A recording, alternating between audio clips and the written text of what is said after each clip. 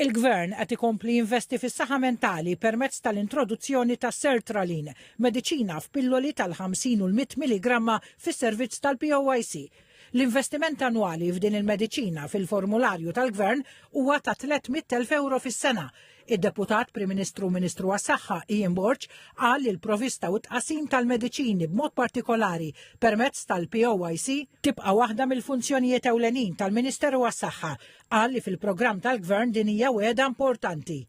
Pereżempju, jekk wieħed jieħu talba ta' kważi 4,000 ruħ li jagħmlu użu minn mediċina partikolari bħas sertralin.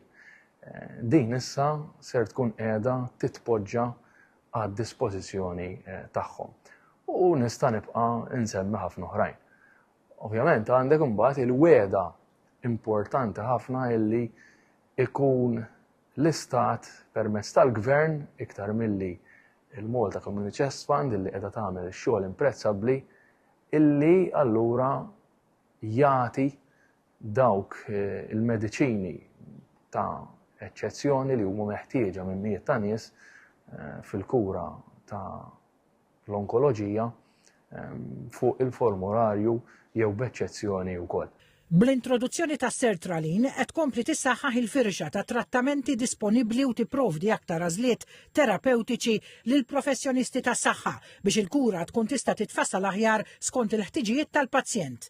Ovvjament il-speċjalista jara l-pazjent, jikteb l-applikazzjoni biex dan il-pazjent jista' jieħu di mediċina b'xejn, u mbagħad bħal kull proċessjor bħal kull tip ta' mediċina oħra jibda japplika għaliha u joħodha mill-POIC. Importanti li ngħidu wkoll li din il-mediċina sertraline hija parti żgħira mis-Strateġija Nazzjonali għas-Saħħa Mentali li aħna nimplementaw bħalissa. L-għan tal-Ministeru huwa li dejjem inwessaw daw il-mediċin li hemm formularju, speċjalment kif qed ngħidu għall-Strateġija Nazzjonali tas-Saħħa Mentali. It-tabib ewlieni tal-Gvern u konsulent kirurgu Clarence Pace żied jgħid li biex ikun żgurat aċċess iktar faċli għal pazjenti din il-mediċina se tkun tista' tiġi preskritta minn konsulenti fil-psikjatrija, il-ġerjatrija u minn speċjalisti fil-mediċina tal-familja.